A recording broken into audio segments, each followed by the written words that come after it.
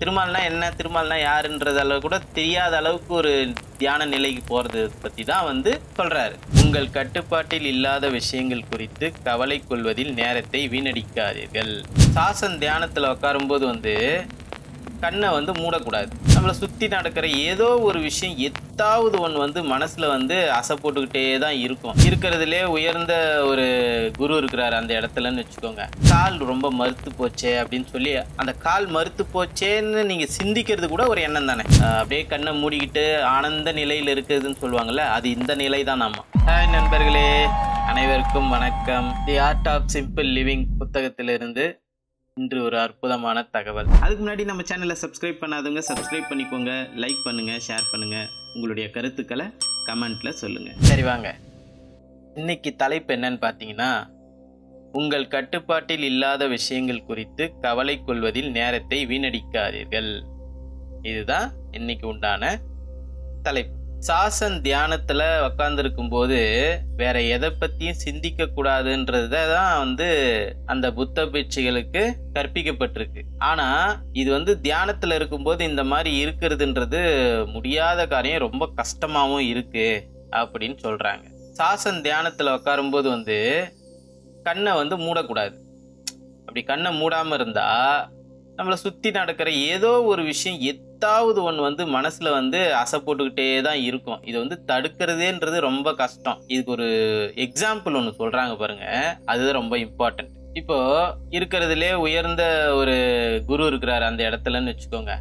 அவர் வந்து அப்படி நடந்து அந்த பொறுமையா அந்த தியானம் நடக்கிற பக்கம் நடந்து வர்றாருன்னா, உங்களை அறியாம அப்படி அப்படி நிமிந்து உக்காடுறது, அப்படி இல்லைனாக்கா கால் ரொம்ப மறுத்து போச்சே அப்படின்னு சொல்லி அந்த கால் மறுத்து போச்சேன்னு நீங்க சிந்திக்கிறது கூட ஒரு எண்ணம் தானே. ஸோ இது எவ்வளவு கஷ்டம் பாருங்க. அப்படி இருக்கும் பட்சத்துல இந்த சாசன் தியானத்துல கொஞ்சம் பயிற்சி எடுத்துட்டு ஓரளவுக்கு தியானத்துல பண்ணிட்டு இருக்கீங்க அப்படின்றப்போ இது எதுவுமே வந்து எண்ணத்துல வந்து வராம ஒரு நிலை இருக்கும் பாருங்க.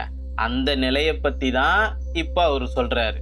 அது எப்படி இருக்குமான்னா, எந்த எண்ணமுமே இல்லாம ஒரு மாதிரி பிளாங்கா நம்மளை நாமே வந்து மறந்துடுவோம். அதாவது திருமால்னா என்ன, திருமால்னா யாருன்றதால கூட தெரியாத அளவுக்கு ஒரு தியான நிலைக்கு போறது பத்தி தான் வந்து சொல்றாரு. அந்த மாதிரி நேரத்துல எப்படி இருக்கும்னா, இதைத்தான் வந்து துறவிமார்கள் சொல்றாங்க, தெளிந்த நீரோடைய போல இருக்கணும் அப்படின்னு சொல்லிட்டு. ஸோ இந்த மாதிரி நேரத்துலதான் நமக்கு எந்த எண்ணமும் வராது. நம்மளோட பிரஜை, அதாவது நம்ம எந்த பத்தியும் சிந்தனை பண்ணாம இருக்கும்போதுதான் நம்ம சொர்க்கத்துல இருக்கிற மாதிரியான ஒரு ஃபீல். இதைத்தான் வந்து பல ஞானமார்கள், சித்தர்கள், யோகிகள் இதுதான் அனுபவிக்கிறாங்க. அப்படியே கண்ணை மூடிக்கிட்டு ஆனந்த நிலையில் இருக்குதுன்னு சொல்லுவாங்கல்ல, அது இந்த நிலை தான். நம்ம அப்போ வந்துட்டு உடம்பெல்லாம் லேசாயிருமா. இதைத்தான் வந்து அவரு சொல்றாரு, உங்களோட கட்டுப்பாட்டிலிருந்து தயவு செஞ்சு நீங்க கொஞ்சம் விலகி இருங்க, அதுக்கு முயற்சியாவது பண்ணுங்க அப்படின்றத வந்து சொல்றாரு. என்ன நண்பர்களே, இந்த வீடியோ உங்க எல்லாருக்கும் பிடிச்சிருக்கும்னு நினைக்கிறேன். எல்லாரும் தியானம் பண்ணுங்க, அதனோட அனுபவத்தை கமெண்ட்ல சொல்லுங்க. ஒரு நாள் பண்ணாலும் அதனோட அனுபவத்தை சொல்லுங்க.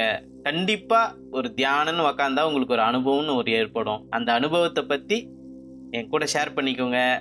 நன்றி, வணக்கம்.